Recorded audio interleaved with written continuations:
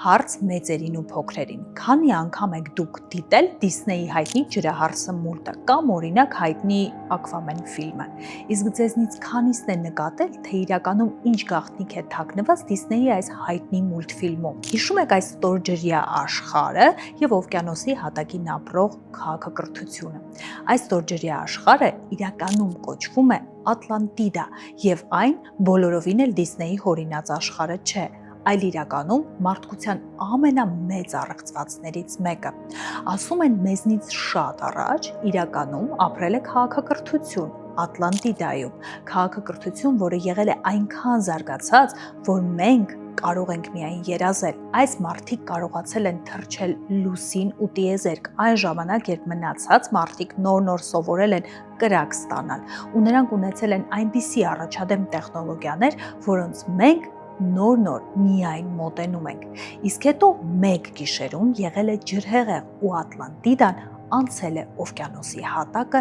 եւ վերացել։ Բայց հենց այստեղ սկսվում է գլխավոր մարդկության մեծ առեղծվածը։ Հազարամյակներ շարունակ մարդիկ կային, ովքեր պնդում էին Ատլանտիդան օվկիանոսի հատակը անցել է, բայց բոլորովին էլ չի վերացել։ Ատլանտիդան եւ նրա բնակիչները շարունակում են ապրել օվկիանոսի հատակին։ Ավելին, հիշում եք Բերմուդյան եռանկյունին, որի տարածքում առեղծվածային կերպով նավեր ու ինքնաթիռներ են անհետանում։ Ասում են, որ Ատլանտյան օվկիանոսի հենց այդ տարածքում է հատակին գտնվում Ատլանտիդան, ու դա հենց Ատլանտիդայի բնակիչներն են, ովքեր դեպի ներքև են քաշում յուրաքանչյուրին, ով մոտենում է չափազանց շատ իրենց գաղտնի բնակավայրին։ Հազարամյակներ շարունակ այս մարդկանց համարում էին ուղղակի գիժ եւ աննորմալ։ Իսկ հիմա գաղտնիքը բացահայտված է։ Գիտնականները գտել են Ատլանտիդան։ Իսկ ամենաշոկայինը հետքերը տանում են ուղիղ դեպի Հայաստան։ Այս վիդեոյի ընթացքում կլինեն շատ փոքրիկ գովազդներ, բայց այդ գովազդներն են ինձ օգնում ամեն շաբաթ ձեզ համար նոր վիդեո նկարել, այնպես որ զինվեք համբերությամբ, նայեք այդ վիդեոները, մի ներվայնացեք եւ նայեք վիդեոն մինչեւ վերջ։ Եթե ուզում եք տուն բնակարան գնել Հայաստանում, շատ հարմար տարբերակ եմ ձեզ համար բերել։ Ուրեմն հետևում եք հիմա Domar Realty Instagram-ի էջին, որովհետև նրանք իրենց էջում հավաքել են Հայաստանում վաճառքի բոլոր լավ բնակարանները, տները, բնակելի ամենալավ համալիրներում։ Կան եւ էժան տարբերակներ, եւ ավելի ճոխ տարբերակներ, եւ Domar Realty-ն այս բնակավարում 1000 տարվա փորձ ունի, ու եթե որոշեք մի օր տուն գնել Հայաստանում, ապա կարող եք նրանց օգնությամբ դա անել։ Կապ չունի դուք ապրում եք Հայաստանում, Ամերիկայում, թե Ռուսաստանում։ Քայլ առաջին հետևում եք նրանց Instagram-ի էջին, որպեսզի տեսնեք հարմար բոլոր տարբերակները։ Քայլ երկրորդ, երբ որ տեսնում եք որևէ բնակարան, որը ձեզ ժպտում է, կարող եք գնալ նրանց մոտ կոնսուլտացիայի, ընդ որում կարող եք Հայաստանում գնալ հայաստանյան գրասենյակ, իսկ Լոս Անջելեսում Լոս Անջելեսյան գրասենյակ, եւ քայլ երրորդ, եթե որոշում եք արդեն գնել տունը կամ բնակարանը, ապա կարող եք դա անել նրանց հետ, ու նրանք քայլ առ քայլ ձեզ կօգնեն ամեն ինչ ճիշտ կազմակերպել։ Եթե դուրս գաք փողոց եւ ցանկացած մեկին հարցնեք, թե ինչ գիտի Ատլանտիդայի մասին, ապա պատասխանը լինելու է շատ թռուցիկ եւ ստանդարտ։ Ատլանտիդան եղել է հնագույն կղզի կայսրություն, որտեղից են ֆիլմերը եւ մուլտֆիլմերը վերցրել այս կերպարը Ատլանտիդայի։ Վերցրել են հնագույն փիլիսոփա Պլատոնից։ Ամենաառաջինը, ով խոսել է առհասարակ Ատլանտիդայի գոյության եւ Ատլանտիդայի ժողովրդի գիտելիքների ու ֆենոմենալ զարգացվածության մասին, եղել է հենց Պլատոնը։ Ու հետաքրքիրն այն է, որ Պլատոնը դրա մասին չի խոսել որպես հեքիաթ կամ առակ։ Նա շատ հստակ, որպես ճշմարտություն ներկայացրել է պատմությունը հնագույն Ատլանտիդայի եւ նրա վրա ապրող ժողովրդի մասին։ Ավելին, նա մանրամասն նկարագրել է, թե ինչ տեսք է ունեցել Ատլանտիդան։ Ըստ Պլատոնի, Ատլանտիդան եղել է կղզի կայսրություն, որը բաղկացած է եղել մի քանի օղակներից, որտեղ ցամաքային օղակը հաջորդել է ջրային օղակին եւ այդպես շարունակ։ Եթե վերևից նայենք, մոտավորապես թիրախ հիշեցնող պատկեր է ունեցել, իսկ կենտրոնում գտնվել է տաճարը։ Ատլանտիդան ունեցել է իր թագավորներին, ունեցել է իր հսկայական նավատորմը, մի խոսքով իսկական ծովային իշխանություն է եղել։ Իսկ հետո տեղի է ունեցել բնական աղետ, ջրհեղեղ, եւ ընդամենը մեկ գիշերվա ընթացքում Ատլանտիդան անցել է օվկիանոսի հատակ։ Ու հենց այստեղ սկսվում է տարօրինակությունները։ Պլատոնի խոսքը ուղղակիորեն կիսատ է մնում հենց այն պահին, երբ նա պետք է նկարագրի, թե հետագայում օվկիանոսի հատակը անցնելուց հետո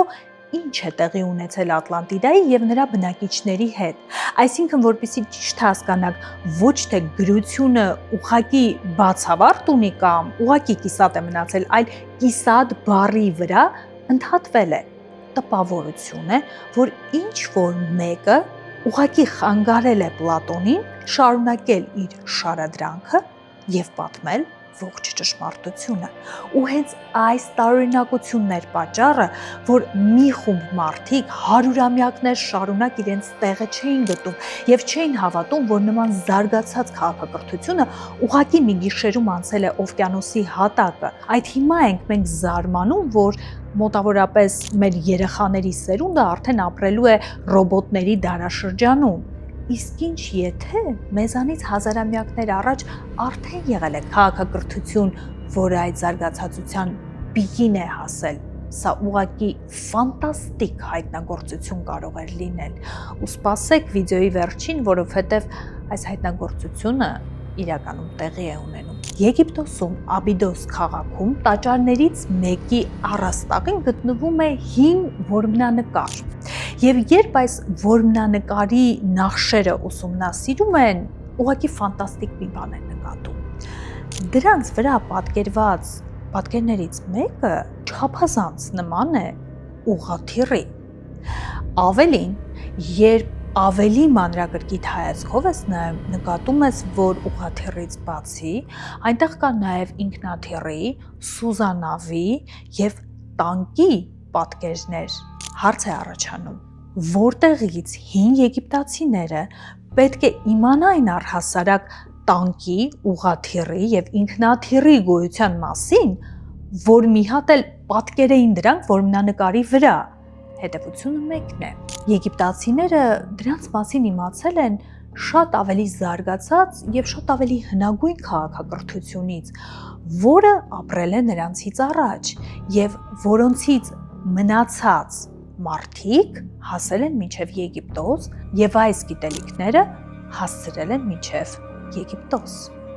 Ապացույց երկրորդ։ Եթե նայենք աշխարհի քարտեզին, ամենատարբեր վայրերում, որոնք իրարից հեռու են գտնվում, կառուցվել են բոլորովին տարբեր ժամանակաշրջաններում նույն ճարտարապետական կառույցները՝ բուրգերը։ Մենք գիտենք Եգիպտոսի Գիզայի բուրգերի մասին, մենք գիտենք բուրգեր Մեքսիկայում եւ Կենտրոնական Ամերիկայում, դա մայաների եւ ացտեկների տաճար բուրգերն են, մենք գիտենք բուրգեր Սուդանում ու Միջագետքում։ Այս բոլոր տեղանքներում եղել են մարդիկ, ովքեր շատ ավելի վաղ եւ շատ ավելի զարգացած քաղաքակրթության հետևորդներ են եղել, եւ հենց նրանք են կրել այս ճարտարապետական մոտեցման գիտելիքները ու հետագայում տարածել են աշխարհով մեկ։ Հետաքրքրությունը լարվում է, չէ՞, ընդամենը մի քանի րոպեից սա էլ ավելի գերհետաքրքիր թեմա է դառնալու մեզ համար, որովհետև այն, ինչի մասին ես պատմում եմ ու այն, ինչը թվում է շատ հեռու, իրականում ուղղակիորեն կապված է Հայաստանի եւ այն վայրի հետ, որտեղ մենք ծնվել ենք։ Իսկ հիմա երրորդ ապացույցը, որը այնքան հեռու չէ մեզնից, ինչպես եգիպտական բուրգերը, մենք ապրում ենք այս ապացույցի անմիջապես կողքին։ Հիշում եք Բերմուդյան եռանկյունին։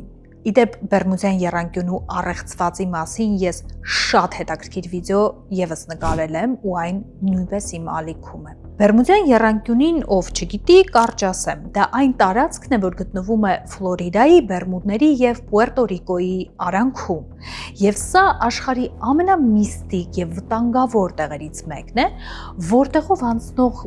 շատ նավեր եւ ինքնաթիռներ միստիկ կերպով ուղղակի անհետացել են։ Ինչ է տեղի ունենում նավերի եւ ինքնաթիռների կողմնացույցները, ցանկացած տեխնոլոգիաները սկսում են խելագարի նման աշխատել եւ հետո նավերը ու ինքնաթիռները իրենց ուղղակի ուղևորներով, օդաչուներով, նավաստիներով անհետանում են բառի բուն իմաստով։ Ամենահայտնի դեպքը լինում է 1945 թվականին, երբ ամերիկյան 5 ռմբակոծիչ ինքնաթիռ բարձրանում է օդ ուղղակի հերթական ուսումնական թռիչքը իրականացնելու համար եւ ընդհանրապես րոպեների ընթացքում անհետանում է հենց Բերմուդյան եռանկյունու տարածքում։ Ավելին, այս 19 ուղևորների հետևից գնացած որոնողական ինքնաթիռը եւս անհետանում է։ Բերմուդյան եռանկյունու գաղտնիքը մինչև այսօր չեն կարողանում բացահայտել, իսկ այն մարդիկ, ովքեր հավատում են Ատլանտիդայի գոյությանը, աղաղակում են. ժողովուրդ ուշքի եկեք։ Հենց այդ տարածքում, որը այսօր հայտնի է Բերմուդյան եռանկյունի անունով, իրականում Ատլանտիկ օվկիանոսի հատակին գտնվում է Ատլանտիդան, այն ոչ միտեղ չի վերացել։ Ատլանտիդան այսօր կա, նրա բնակիչները այսօր կան, եւ հենց դա է պատճառը, որ այս տարածքում նավերն ու ինքնաթիռները առեղծվածային կերպով ուղղակի անհետանում են, ինչ որ ուժ ներքևից նրանց քաշում է դեպի հատակը, եւ դա հենց Ատլանտիդան է։ 1968 թվականին տեղի է ունենում մի ֆանտաստիկ բան։ Ամերիկացի էքստրասենս Էդվարդ Քեյսին, որը հայտնի էր քնած մարգարե անունով, անում է մի շատ հետաքրքիր հայտնագործություն։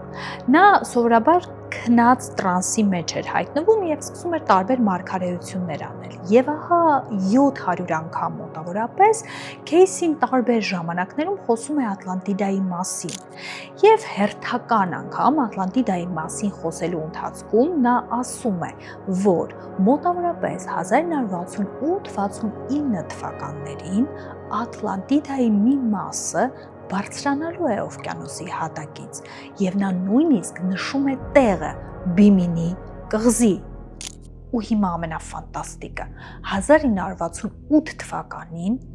Բիմինի կղզու տարածքում 5-6 մետր խորության վրա տեսնում են հաստ ուղղանկյուն հողի կտորներ։ Մոտավորապես տպավորություն էր, որ նրանք տեսնում էին Ատլանտիդայի հայտնի պատկերի այդ ցամաքային կիսաօղակի մի մասը։ Սա ուղղակի ֆանտաստիկ էր, բոլորը ապշահարված էին եւ աղաղակում էին, որ էքստրասենսը ճիշտ էր, Ատլանտիդան օվկիանոսի հատակին է եւ այն քիչ-քիչ բարձրանում է վեր։ Իհարկե գիտնականները մինչև այսօր էլ սրա հետ համաձայն չեն եւ ասում են, որ սա տարական լողափնյա ավազի կույտեր են, որոնք ուղղակի ժամանակի ընթացքում ճեղքեր են տալիս ու դրա համար էլ նման ուղղանկյուն բլոկերի են վերածվել։ Եթե Ատլանտիդան գոյություն է ունեցել, երկրորդ կարևոր հարցը՝ ի վերջո ինչպես է այն անհետացել, ինչպես է անհետացել մի ամբողջ զարգացած քաղաքակրթություն։ Տարբերակ առաջին, որ իրականում աստվածներից հասում է եղել, բարկություն է եղել, ինչի արդյունքում ջրհեղեղ է եղել, մեզ հայտնի Նոյան տապանի տարբերակով։ Եվ այս ջրհեղեղի արդյունքում Ատլանտիդան անցել է օվկիանոսի հատակը եւ բոլորը վերացել են։ Բայց կա նաև մեկ այլ վարկած, որը առաջ է բերում բրիտանացի գրող Գրեմ Հենքոքը։ Նա իր աշխատությունների մեջ պատմում է, որ այն ժամանակահատվածում, երբ ենթադրաբար Ատլանտիդան անցել է օվկիանոսի հատակը, տեղի է ունեցել բնական աղետ։ Տեղի է ունեցել երկրի բախում տիեզերքից եկած որևէ ուժի հետ։ Դա կարող էր լինել գիսաստղ, դա կարող էր լինել աստերոիդ։ Դրա արդյունքում ջրի մակերևույթը բարձրացել է եւ ինչի արդյունքում էլ Ատլանտիդան իր ամբողջ քաղաքակրթությամբ անցել է ջրի հատակը։ Իսկ հիմա հասանք ամենասենսացիոն հատվածին։ Ամբողջ այս վիդեոյի ընթացքում մենք խոսում ենք այն մասին՝ ի վերջո Ատլանտիդան եղել է միֆ, թե եղել է իրականություն։ Այն մարդկանց, ովքեր հարյուրամյակներ շարունակ հավատում էին, որ Ատլանտիդան գոյություն է ունեցել իսկապես, համարում էին ուղղակի մի քիչ տարօրինակ ու աննորմալ։ Մինչև վերջին ժամանակները, երբ գիտնականները բում արեցին իսկական եւ բացահայտեցին Ատլանտիդայի գաղտնիքը, թե իրականում որ կղզին է եղել Ատլանտիդան, եւ ամենայն հավանականությամբ դուք այդ կղզում եղել եք։ Ու հիմա ես ես կպատմեմ, թե որն է դա։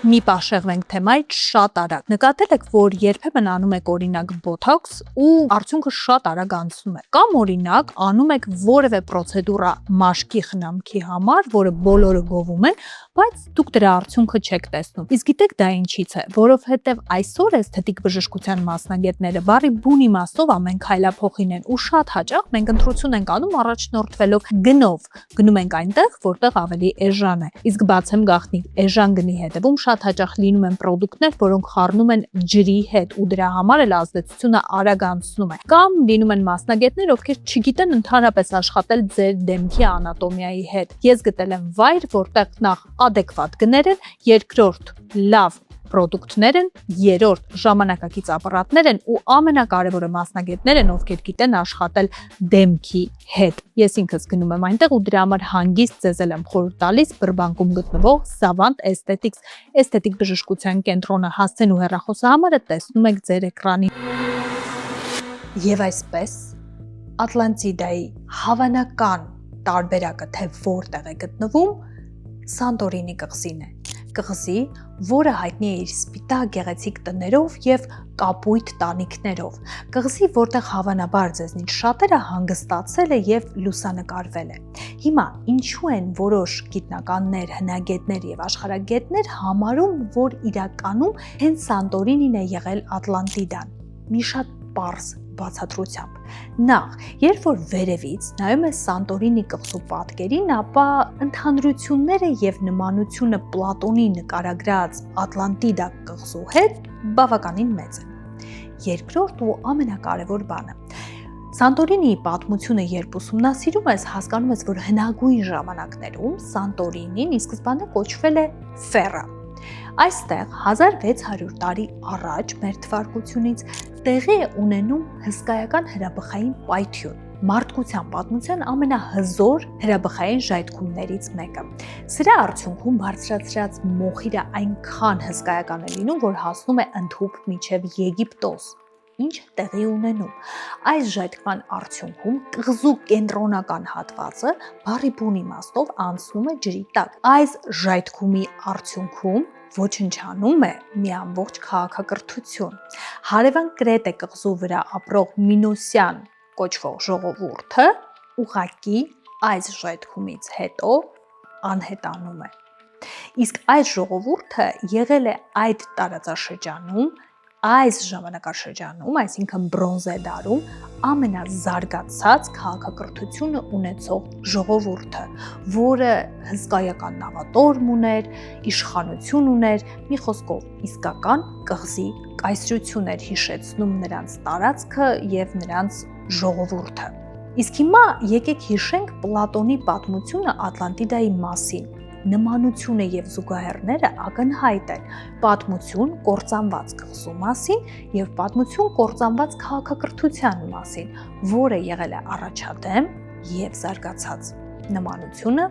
ապշեցնող է։ Երկրորդ հավանական թեկնածուն Մալթան էր։ Այս փոքրիկ միջերկրածովյան կղզին սկսեցին ուսումնասիրել որպես պոտենցիալ Ատլանտիդայի մնացորդ։ Ըստ այս վարկածի կողմնակիցների Ատլանտիդան ամբողջությամբ չի խորտակվել, այլ խորտակվելուց հետո մնացել է որոշակի ցամաքային հատված եւ դա հենց այն հատվածն է, որն այսօր մենք բոլորս գիտենք որպես Մալթայի կղզի։ Ինչից էր եկել այս ենթադրությունը։ Բանն այն է, որ հենց Մալթայի տարածքում են գտնվել մեգալիթյան տաճարները։ Դրանք հնագույն տաճարներ են, շատ ավելի հին, քան եգիպտական բուրգերը եւ անգլիական Սթոունհենջը։ Եվ դրանից են մարդիկ եզրակացրել, որ եթե մենք խոսում ենք Ատլանտիդայի եւ Ատլանտիդայի քաղաքակրթության մասին որպես հնագույն քաղաքակրթություն, որը հետեւաբար նաեւ մշակույթի առումով է եղել հնագույնը եւ բնորանը, այսպես ասած, ապա ենթադրաբար աշխարհի վրա հայտնաբերված ամենահին հնագույն քարե շինությունները, այս տաճարները, պետք է հենց այս տարածքում լինեին։ Հավանական թեկնածուներից մեկը եղել է Իսպանիան, որ իբրև թե Ատլանտիդան իրականում գտնվել է Իսպանիայում, իսկ ավելի կոնկրետ Դոնյանա կոչվող ճահիճների տարածքում։ Ինչու էին այս եզրակացությունը արել որոշ գիտնականներ եւ հնեաբաններ։ Բանն այն է, որ Պլատոնը իր աշխատության մեջ նշում էր, որ Ատլանտիդան գտնվում է Հերկուլեսյան սյուներից այն կողմ։ Իսկ այդպես Հերկուլեսյան սյուներ հին հույները անվանում էին Ջիբլալթարի նեղուցը։ Տարածքային մոտավորապես հնագետները եւ աշխարհագետները այս տարածքը բերում եւ մոտեցնում էին հենց Իսպանիայում գտնվող այս ճահիճների տարածքին։ Իսկ հետո տեղի է ունենում էլ ավելի հետաքրքիր մի բան։ Վերևից արբանյակից կատարած լուսանկարները ցույց էին տալիս, որ ներքևում հողի տակ փորված ինչ որ ուղղանկյունաձև կտորներ կան, որոնք չափազանց նման էին հենց այն ուղղանկյունաձև բաժանված կտորներին, որոնք կային Ատլանտիդայի ենթադրաբար ցամաքի օղակի վրա։ Ավելին, վերևից լուսանկարները ցույց են տվել նաև որոշակի օղակաձև ուրվագծեր, եւ դա նորից չափազանց նման է եղել Ատլանտիդայի արտաքին տեսքի պլատոնյան նկարագրությանը։ Հիշում եք, ես ես պատմում եի, որ ըստ Պլատոնի Ատլանտիդան ունեցել է հենց այդ օղակաձև կառույցը, որտեղ մի օղակը եղել է ցամաքը, մյուս օղակը եղել է ջուրը, եւ վերևից եթե նայիր, մոտավորապես թիրախ հիշեցնող պատկեր է եղել, բայց ամենաապշեցնող զուգադիպությունը ձեզ սպասում է առջևում, որովհետև առջևում ես ձեզ պատմելու եմ, թե ինչ կապ ունի Ատլանտիդան Հայաստանի հետ եւ Հայաստանի որ մասում է ամենայն հավանականությամբ գտնվում Ատլանտիդան։ Եթե ուզում եք տուն գնել, մեքենա գնել, նոր բանկային քարտ ունենալ ու նույնիսկ տուն վարձակալել, ձեզ անհրաժեշտ է լավ ու բարձր կրեդիտ սկոր։ Առանց դրա այսօր Ամերիկայում ապրել ուղղակի հնարավոր չէ։ Հիմա հարց է առաջանում, եթե ձեր կրեդիտ սկորը ընկած է, ինչպես այն բարձրացնել ու ինչ անել, որպեսզի այդ սկորը բարձրանալուց հետո չընկնի։ Next Level կրեդիտի մասնագետները ձեզ կօգնեն բարձրացնել ձեր կրեդիտ սկորը ու ամենակարևորը ձեզ կպատմեն, թե ինչ սխալներ չպետք է անեք, որպեսզի այդ բարձրացած կրեդիտ սկորը նորից հանկարծ չընկնի։ Հենց հիմա բացեք ձեզ մոտ եւ պահեք նրանց Instagram-ի էջը, որովհետեւ լավ կրեդիտ սկորը այսօր կա, վաղը չկա, իսկ առանց լավ կրեդիտ սկորի ուղղակի ապրել անհնար է։ Եվ այսպես, ամենակարևորը, պահ, որին հավանաբար դուք սպասել եք վիդեոյի ամենասկզբից։ Վերջապես, ինչ կապ ունի Ատլանտիդան Հայաստանի հետ եւ արդյոք Ատլանտիդան եղել է Հայաստանի տարածքում։ 1882 թվականին Դոնելի անունով մի գիտնական գրում է աշխատություն, որի անունն էր Ատլանտիդա նախաջրհեղեղյան աշխարհ։ Այստեղ նա ուսումնասիրելով Ատլանտիդայի ֆենոմենը, ինչպես նաև դրա ջրի տակ անցնելը, խոսում է այն մասին, թե ենթադրաբար Ատլանտիդայի ժողովուրդը ուր է տեղաշարժվել հետագայում փրկվելով։ Եվ նրա նշած ուղղությունների մեջ հստակ նշվում է մեկ անուն, եւ դա Հայաստանն էր։ Այս վարկածը ել ավելի սրվում է եւ ել ավելի ցնցում է բոլորին այն ժամանակ, երբ Ատլանտիդայի գիտակ Գրեմ Հենքոքը իր աշխատության մեջ խոսում է այն մասին, թե դեպի ուր են փրկվածները Ատլանտիդայի ճանապարհ բռնել։ Եվ նա խոսում է մի լեռնաշղթայի մասին, որը հայտնի է մեզ բոլորից Պորտասար անունով, եւ այն ուղղակիորեն գտնվում է հայկական լեռնաշխարհում։ Այս ամենին գումարվում էր իհարկե ջրհեղեղի մասին Նոյան տապանի պատմությունը։ Նոյան տապանի ջրհեղեղի պատմությունը եւ Ատլանտիդայի ջրհեղեղի պատմությունը ունեն խիստ նմանություններ։ Բացի այդ, այնտեղ, որտեղ կա ջրհեղեղ, ենթադրաբար պետք է լինի երկու անկյուն, պետք է լինի ցամաք, որը անցել է ջրի տակ, եւ պետք է լինի գագաթ, որը վեր է խոյացել այդ ջրերի վրա։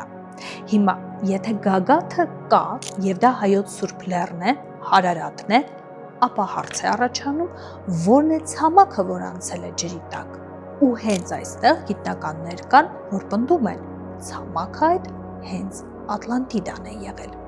Այս ամենին գումարվում է եւս մի ուժեղ հիմնավորում, եւ դա այն էր, որ հայկական լեռնաշխարհը համարվում է կուրարաքսյան հնագույն մետաղի ձուլման մշակույթի բնօրրանը, հայրենիքը։ Իսկ մենք հիշում ենք, որ Ատլանտիդան որպես այդպիսին հայտնի է եղել իր բացառիկ մետաղով, որի անունը եղել է օրիխալկ եւ որը կրակի պես բոցավառվել է։ Եվ այդ երկու երևույթները իրար համադրելով հնագետները եւ գիտնականների մի մասը եզրակացնում են, որ հնագույն կղզին, որը հայտնի է եղել իր բացառիկ մետաղով օրիխալկով, եղել է հենց այն տարածքում, ենթադրաբար հայկական լեռնաշխարհում, որտեղ էլ զարգացել է հնագույն մետաղաձուլությունը։ Իհարկե գիտական ոչ մի փաստարկ եւ ոչ մի հիմնավորում սրա համար չկա, բայց այն, որ հայկական լեռնաշխարհը ի սկզբանե եղել է քաղաքակրթության բնօրրանը, շատ հիմնավոր պատճառ է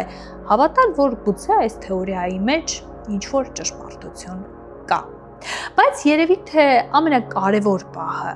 ի վերջո, երբ մարդիկ խոսում են այն մասին, որտեղ է Ատլանտիդան,